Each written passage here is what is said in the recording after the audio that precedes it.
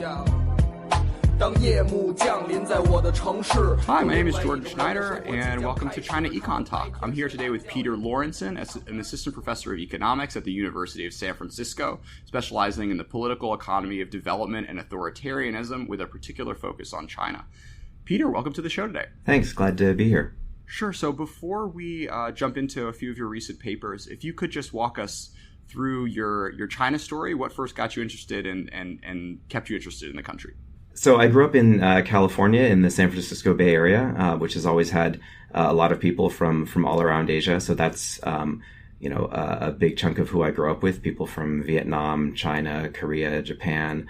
And when I got to college and had to do a foreign language requirement, I thought that would be a good time to branch out and learn something more about, where at least one of the countries where all my friends had come from.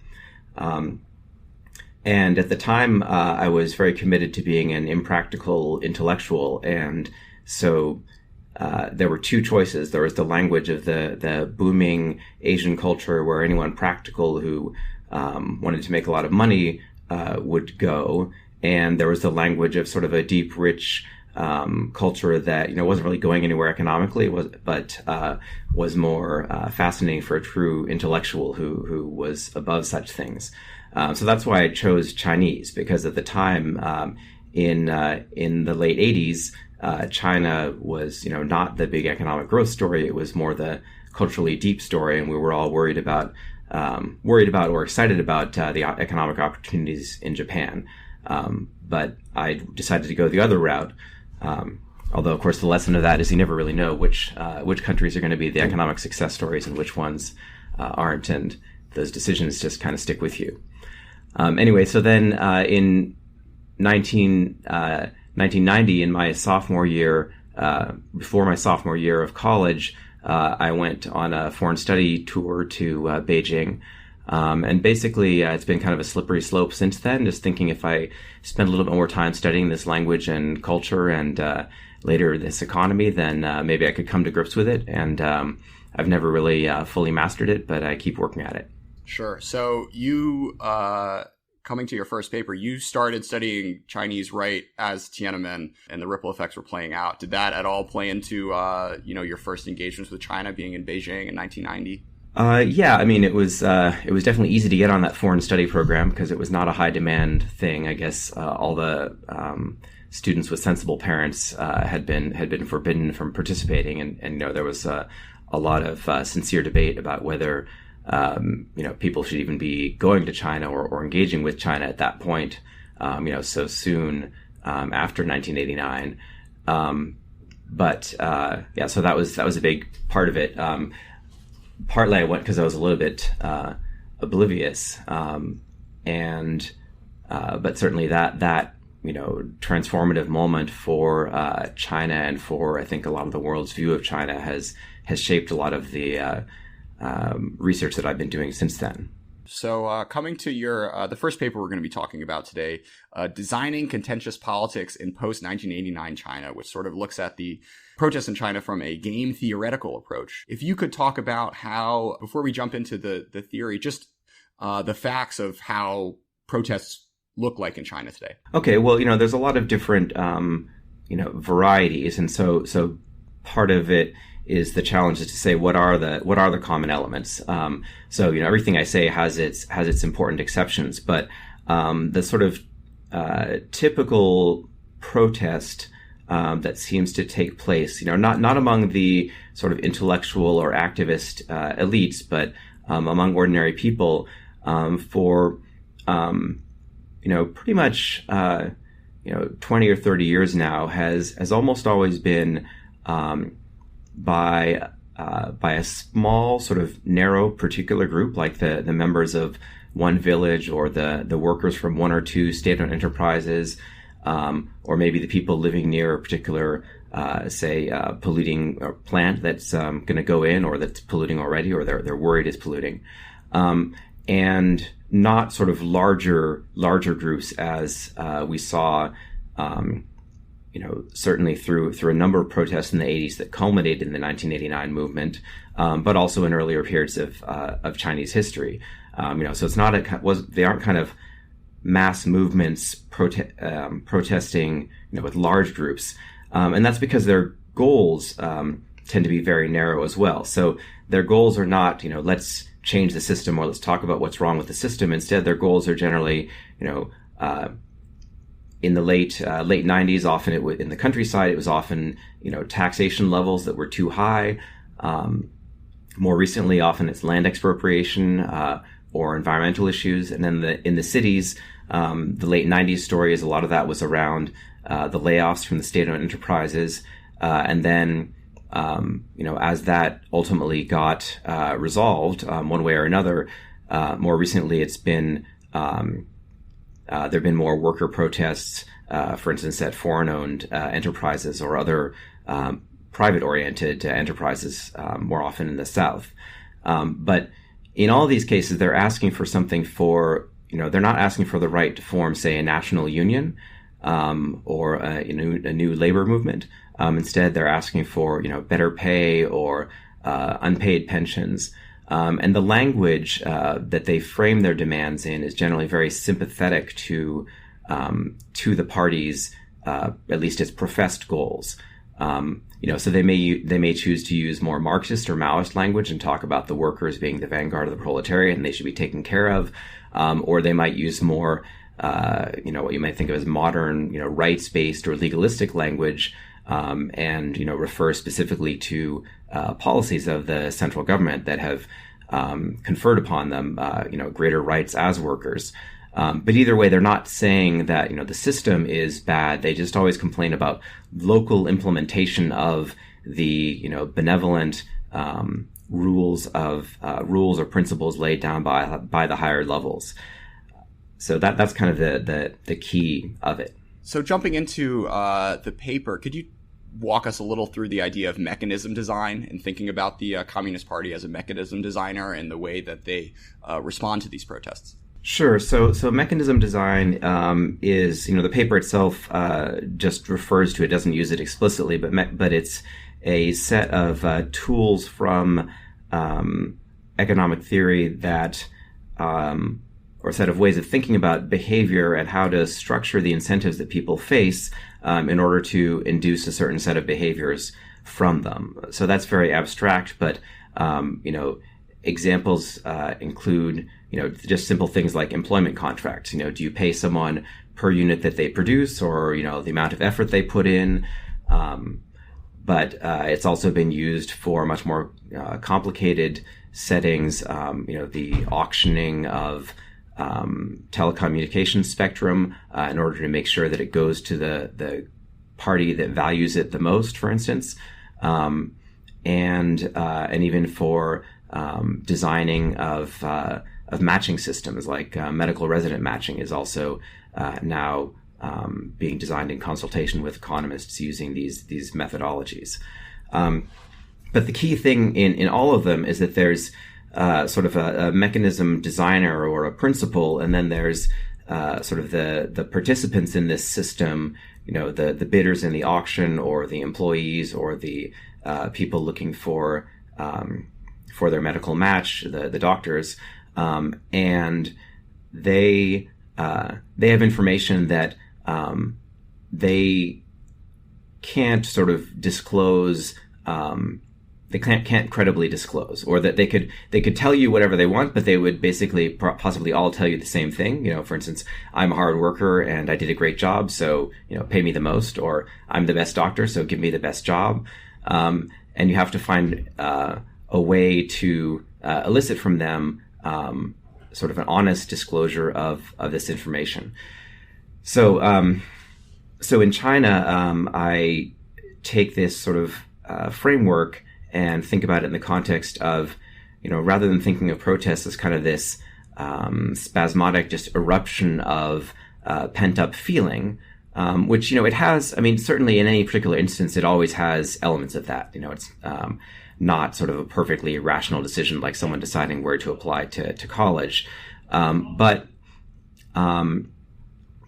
for purposes of the sort of mental exercise, I treat it as such, because I think that also when people protest, especially in a country like China, where, even even a fairly ignorant person has an idea that the state could react pretty badly to the wrong kind of protest, that they do it with to an extent with their eyes open, with an eye to what is likely to happen to me, what are the risks, and then what are the benefits.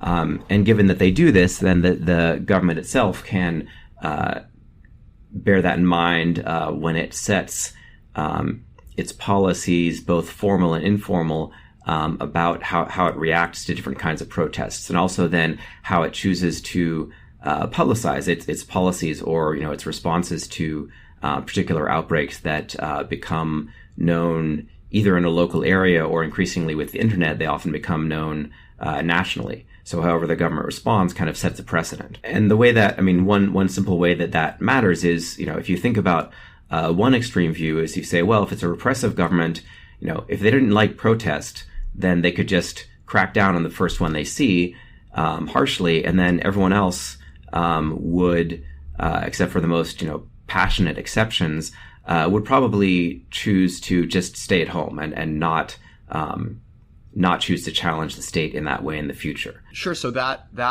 brings us to the first of your four puzzles, which is why the government doesn't fully suppress these protests. So what's their thinking behind this? Right. So I can't claim to directly know their thinking. I don't have a secret line into the Politburo, and I don't think anyone does. We have some evidence from documents that they circulate that are internal or mainly intended as guidelines for public security officers or local officials in handling protests, and they generally so as I was saying, they if they crack down on everything, then that would get potentially everyone to be quiet, but the risk then is you have sort of a dangerous silence, where as problems emerge, people don't speak up, and so at that extreme, you end up with kind of repressed concerns, which the fear is then problems don't get resolved, and in particular, the government doesn't learn information that it wants to learn about, where is official corruption so bad that we really should deal with it. Where are social tensions particularly severe, and also which of our policies are either in specific instances or in general not working out well. If people can't stand up and communicate this, then the party might not learn it, and that means then you never know when it's going to happen, but when some kind of precipitating event occurs that could lead to a national a nationally destabilizing movement to arise, as has happened in many countries around the world. The Arab Spring being the most recent and, from the party's perspective, most terrifying example. Right, one guy, unhappy man, sets himself on fire in protest, and suddenly the whole country and even countries around it see their whole populations rise up and governments fall. And other ones just barely survive through very even harsher repression. So that's what you want to avoid, is that situation where there's so much discontent, but you don't know where it is, and you have no way to identify it, therefore you can't respond to it. The other aspect of this puzzle is that you can't, why shouldn't you just say, they have a petition system, they could just allow people to speak, right? Why is protest different? The key is that protest is particularly informative, first of all, because you actually have to have enough people who care about something to get a group together, but also because exactly because it's not really legal, it's always dangerous. But that danger means it's informative. Everyone has a grievance in every country all the time. If you tell them, is there something you'd like the government to do for you? Everyone has something they'd like to have done for them. The question is who, as a regime that wants to stay in power, who are the ones who are dangerous enough that you really have to listen to their voice and take them seriously? And by protesting, knowing that it's possible that they'll in the process get beat up by government or government sponsored thugs or that things will get out of hand and the police will have to use force, so that their leaders will be arrested. By doing that, these groups show that they're very serious. Coming to the next puzzle, you ask why protesters aren't more aggressive. I mean, in Beijing recently, we just had two things that may have gotten people on the streets in another country, the kindergarten scandal and the moving of the low-end population. But the response has basically been entirely online with sort of Weibo posts and, no mass movements, which is kind of de rigueur in China. So what's going through these protesters' heads in that, on the one hand, they may be able to get more leverage if they speak out and get louder, but they seem to not be taking that tack. Right. Well, in those cases, from what I've seen, no one's gotten on the street, and I think that's because they've gotten a pretty clear message from the government that they may well understand what people's concerns are, but they're not going to, especially in Beijing, it's always the most sensitive. So they're not going to accept public protest from people in Beijing about these issues. The government's going to decide what it wants to do without their input at all in terms of protest. And partly, it's pretty clear. It's not that the government is unaware of these issues. It's very much happening in Beijing. It's in the news. Everyone knows about it already. There's no need necessarily to protest to show that people care about it. Nor does the government. So there's not as much of a need to protest in a sense because it's not information that is really hidden from the government in a serious way. They perfectly understand why people would be worried about these rumors about what happened at some kindergartens, or why people would be upset about being essentially deported from part of their own country. But they don't necessarily accept, especially the second concern, they don't really accept that as valid, and citizens know that.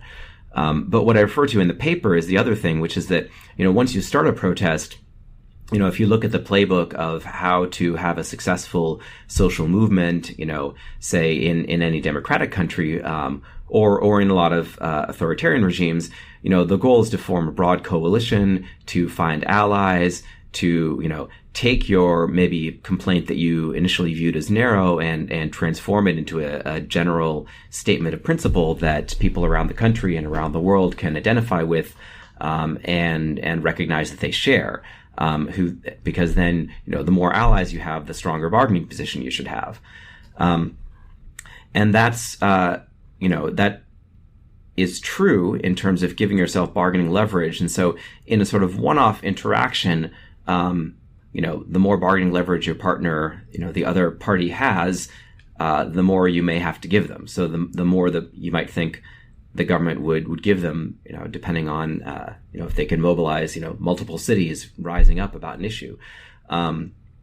Or, in the countryside, not just one village, but say get several counties, or a whole province up in arms. But everyone, that doesn't happen. And I think that's a matter of choice.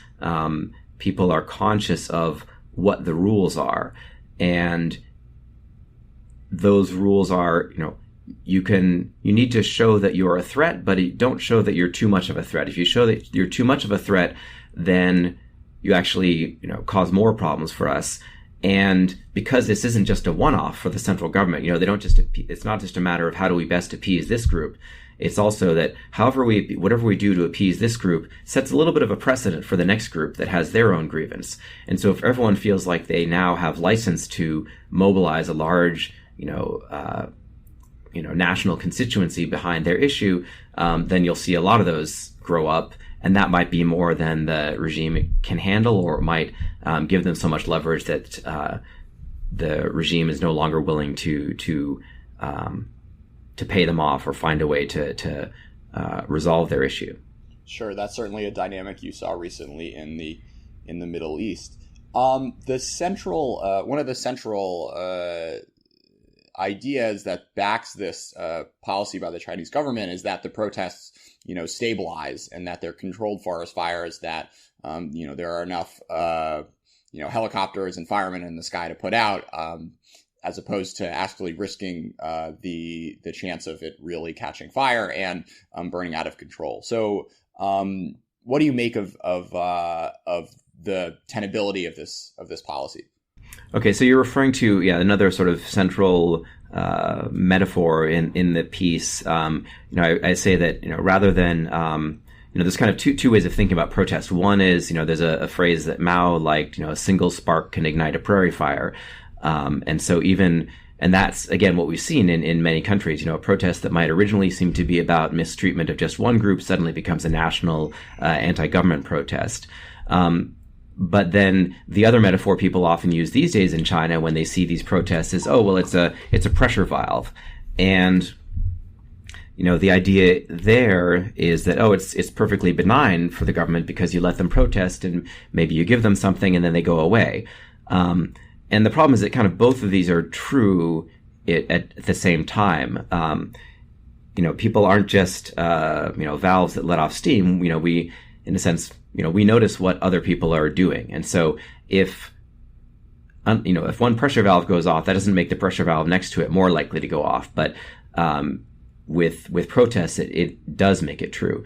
And so that's where I mentioned this metaphor of controlled burn. So in forestry, they used to try to put out all the fires, but then the problem is that, the forest would grow so thick that then on, one hot, dry summer, then everything would light up and then the whole forest would burn flat to the ground because the fire would spread so far and so rapidly they couldn't be stopped.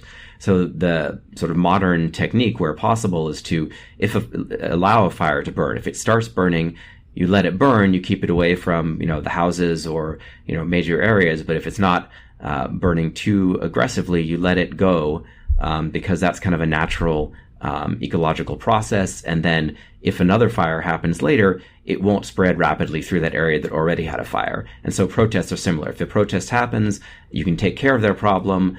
That's good. But like a fire, the risk is if one protest happens and it sparks another, then you might end up with a general conflagration.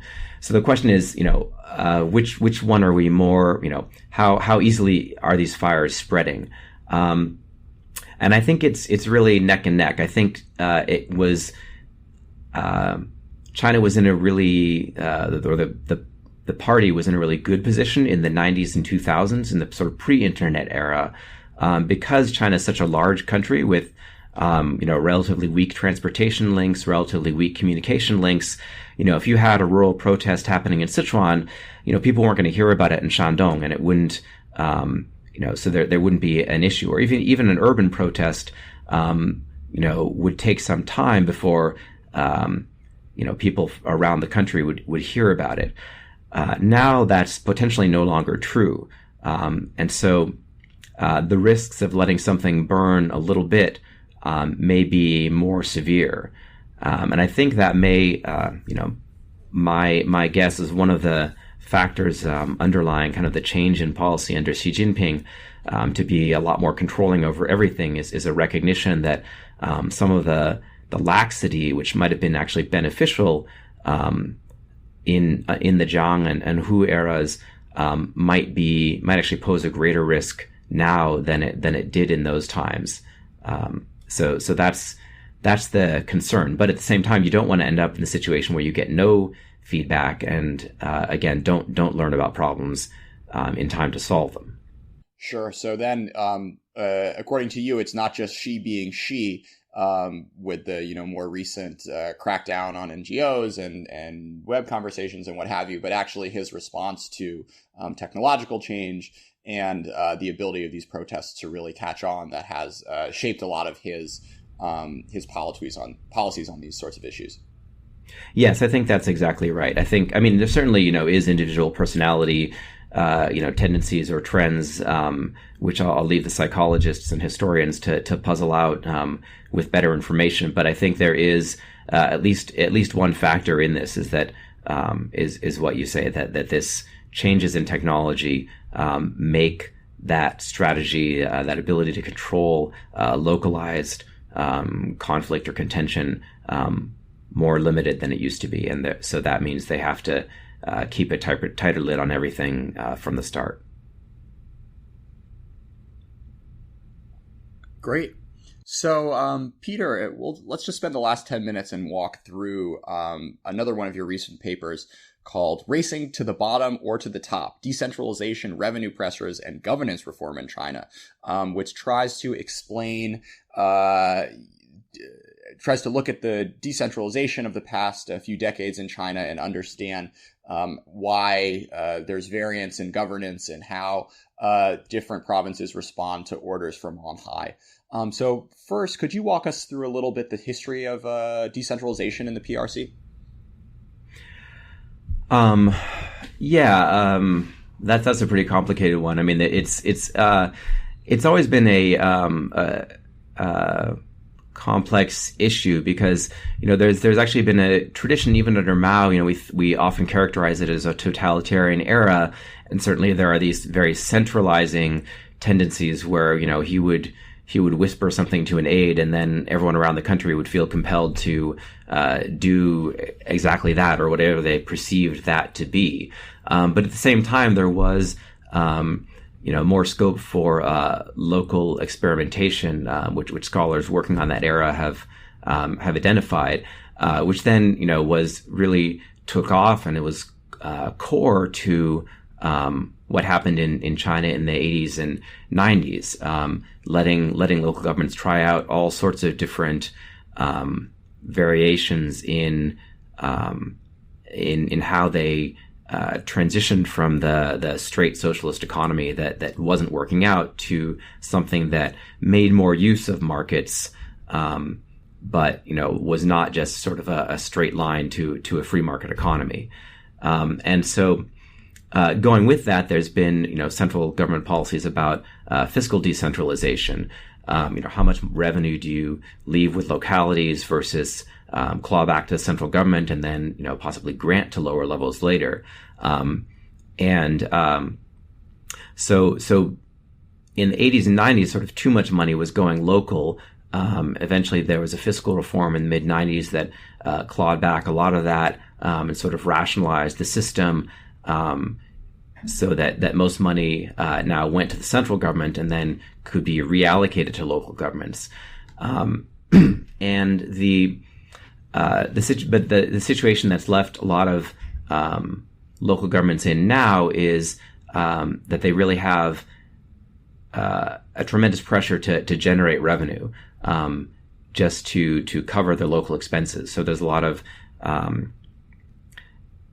concern that the central government is mandating various policies that sound very good, but not actually allocating money to local governments that they need to cover those expenditures.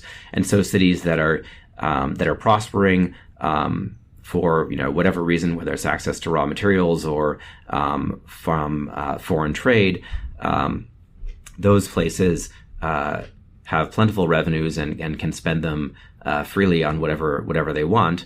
But the places that are struggling are having a hard time making ends meet. Sure. So you would expect in the base case that cities with weaker fiscal bases that have to depend more on the government would be more responsive to government reforms, but that doesn't seem to be the case according to your research. So could you describe a little bit the empirical approach you took to this problem and how you tried to gauge the responsiveness levels of these different provinces? Sure. So the main measure we use is a set of measures of environmental transparency that were put together by some people at the Natural Resources Defense Council and their Chinese partner organization called IPE. They measured for each city there were two different measures. One of them was a pollution information transparency index, which is basically how readily did this city disclose information about the pollution from specific factories. And this was, they put this in place immediately after the central government implemented a set of open government information regulations, which apply not only to pollution, but to a lot of areas. But pollution was the environmental ministry was the first to put out regulations on this and has been an enthusiastic proponent of it from the start. So that's why these NGOs took the opportunity to say, well, let's rank people and let's sort of encourage the ones who do well and maybe prod the ones that aren't doing so well. So what we do is we're not interested in actually whether these transparency regulations, what their effect is. Other people have looked at that since, but our interest was in the tremendous variation in how sort of enthusiastically different cities acted to put them in place. And there was a lot of variation. A lot of it had to do with, how rich and developed cities were, their per capita income. A rich city just maybe, they already have people who say know how to build a website and, on staff, and they can just do it. But there were also, that only explained part of the variation. So we're sort of looking at, what other factors were there. And something we found that was a big deal and actually mattered almost as much as GDP per capita. I mean, it's closely related to it, but it seemed to actually matter more, was the budgetary revenue that the city had. So how not just how much money does that city make as an economy, but how much does the city government control? How much money does the city government control relative to the size of the population that they have to serve? And when they tended to have more revenues, they tended to put this in place more rapidly and more effectively. And when they had less revenues, they put it in place more slowly. So this you describe as creating a race to the bottom as well as a race to the top dynamic. So first, maybe walk through what's happening in the more effective, larger, richer cities. Yeah. So then the next step that we took was to look at how not just sort of think. I think the easy way to think of it is to look at there's the rich cities compared to the poor cities, how other things affected this choice of implementing the transparency regulations in those cities. And broadly speaking, what we found is that in the rich cities, the more polluted they were, the more transparent the more eagerly they embraced transparency. Whereas in the poor cities, the more polluted they were, the less eagerly they embraced transparency. And so, our thinking on that is, so the race to the top is the richer cities. In those cities, it seems like they were, viewed pollution as a problem to be solved, and were willing to,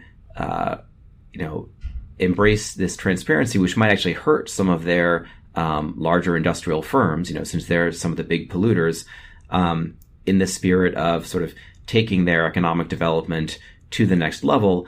And they could afford to do that because they had plentiful revenues. Whereas the poor cities, they, had very few sources of revenue. And as such, they were very reluctant to risk harming any of them by putting in place a policy that would force these places to some of these polluting firms to disclose exactly what they were really putting in the air and the water. So that was one result we found. The other sort of similar, relating to foreign direct investment in the cities that had bountiful revenues and sort of stable budgets. The more foreign direct investment they had, the more compliant they were with these new transparency regulations. So that suggested to us that they're sort of maybe getting the high end of foreign investment, the firms that are maybe the large multinationals that already maintain high pollution standards and are actually happy to have the whole city come on board with them to go along with standards that maybe because of their international reputation or their prominence they would have to follow anyway. And so that's sort of one end of things. But then again, at the low end, it looked more like the more FDI they had, then the less willing they were to put in place transparency. And that kind of fits with the other story, the competing story about how sort of the flows of global capital affect environmental regulation.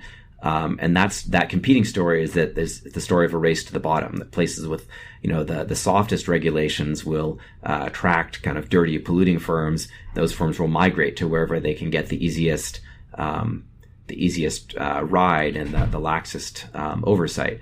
And so it suggests that these places with limited budget revenues were, if they had any foreign direct investment, it was more likely to be of that kind that was looking for sort of a pollution haven, as opposed to the high end kind that was hoping to bring everyone else up to their level. Sure. Could you talk a little bit about the incentives facing party members in these respective cities?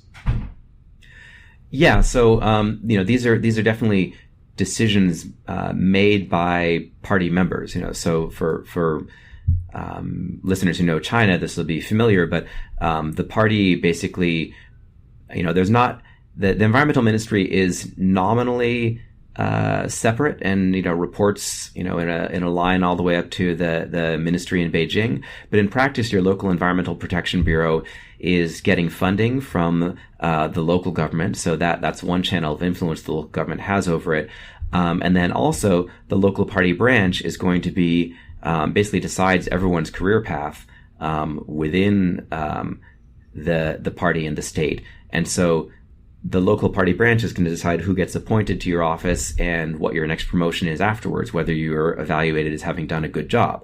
And if you've messed up their development plan, or put them in an even deeper budget hole by making life hard on some influential firms, then that's not going to be good for your career. So there's a lot of pressures they can exert on the local environmental protection bureau, and so that basically means that the local mayor and the party secretary are really the ones who will be the key decision makers.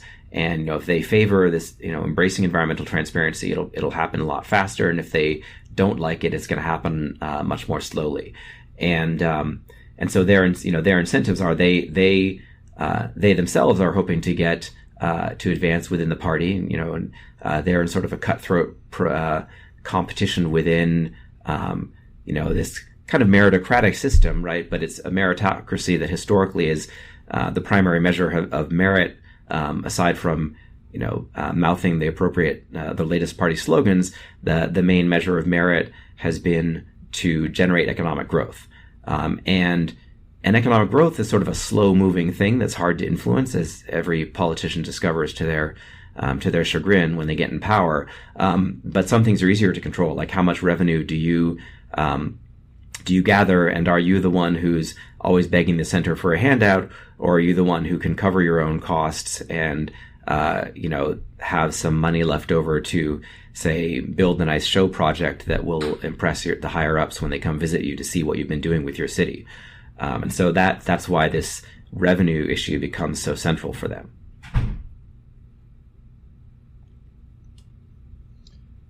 So if you were sitting on the Politburo and wanted to try to untangle this knot, what steps would you recommend that the party take here?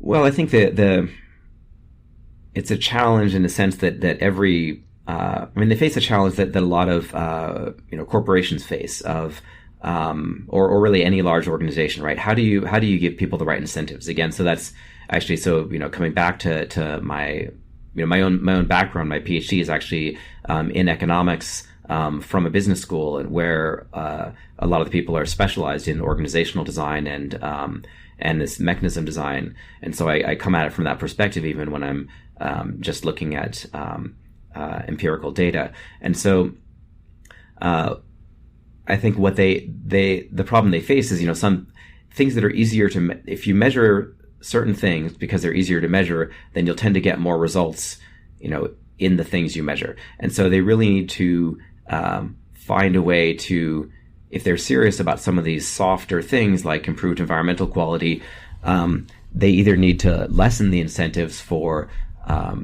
economic growth, assuming they take that seriously, or assuming they take the environment as seriously as they now increasingly claim to. They need to also give people more of a pass on growth, and also be stricter about consequences for localities that are lax on regulation, or that have are poor performers in terms of environmental outcomes.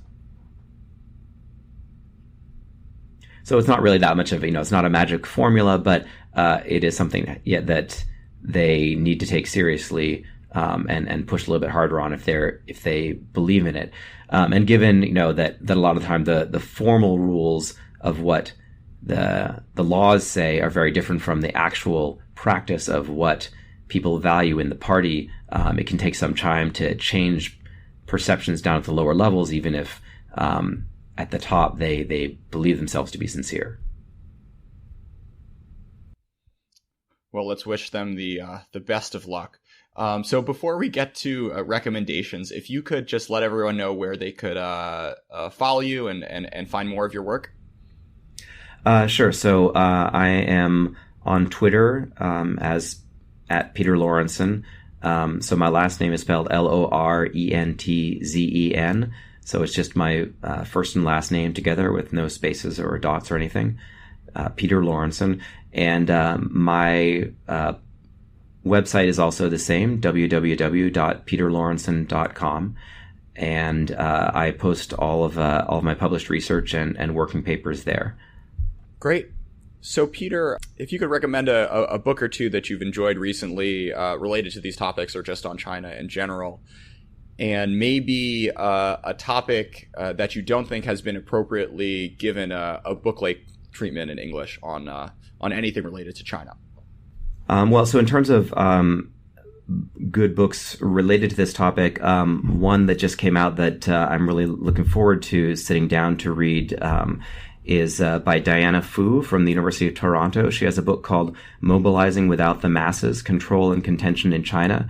So it's based on her field work in China, talking with particularly with labor organizers and others, trying to understand how they operate in the kind of environment that I described with this kind of controlled, contentious politics. And I've seen her present pieces of the work, and so the key thing in a lot of cases is they sort of have to play a very careful game of sort of organizing without being organizers. So you can't form an independent union in China or labor rights advocacy group. So instead, they kind of just provide advice to workers that come in and suggest what they might do and kind of guide them informally without formally making them part of an organization and without putting any kind of stamp of approval or letting it be known that they are behind that. So they sort of help. As I see it, I think that they're helping these people to play the game of protest as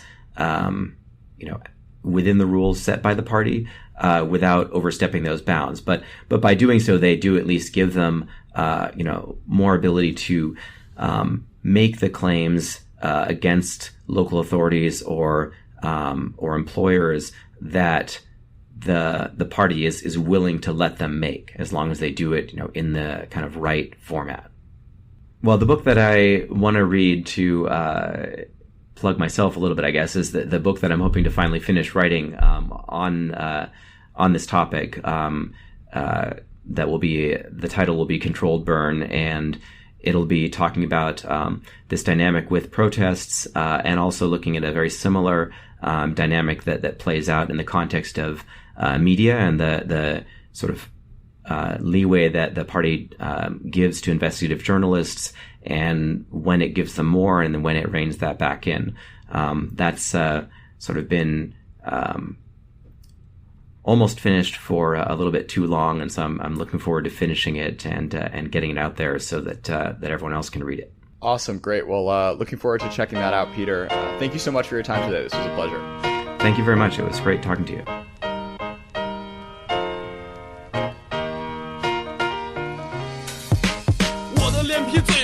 啤酒喝不够，爱吃肉，其实喝多了我也难受。饭后百步走，665道口，满大街都是野狗，没有我想要的妞，太燥了，卷一袋，穿一袋，呼一袋，心情不好早晚都得得癌，臭无赖，捏面鸭爱来不来，对不对？再者说不想买票，就马路边上滋一道，左手拿着啤酒，右手摸着嘚儿，眼睛都瞄着姑娘大腿根儿。这么美好的一天就这么胡逼了，今天说的话明天就变成狗屁了。我操，小混混要完也得翻篇儿，中了500万我也不混有钱人的圈儿，实在没事儿就回家玩 PS2，俄罗斯方块还是来盘实况，什么情况1-6输了非常失望，他妈球门那么大就非得打那门框，真他妈丧，还是小妞身上最香，他们都爱吃我的大香肠。哦吼吼，噔噔噔，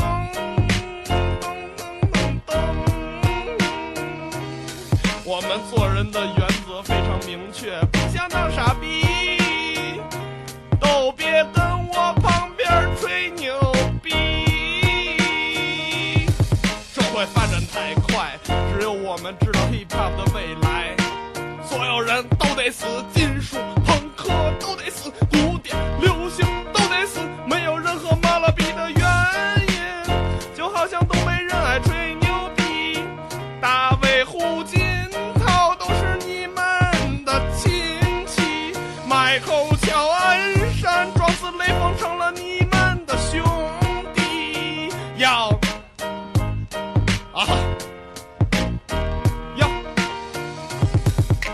满天的黄土实在没法喘气，看见谁都想看见秃尾巴老李，呼了那么多的叶子还不他妈阴天下雨，可这北京城都找不着一口新鲜空气，都是屁 motherfuck 一炸霹雳，人活着就得犯傻逼，要停车不给发票属于贪污行为，捅了多大篓子也没有人给你顶雷，开军车闯红灯是着急给你舅舅送信儿，警车开上便道不是为了抓贼，要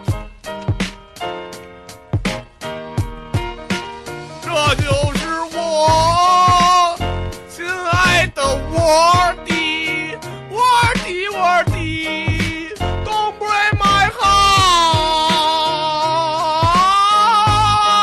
no money no friend, no woman no crime, no money no friend， 五道口三里屯 no money no friend， hip hop don't stop, no money no friend。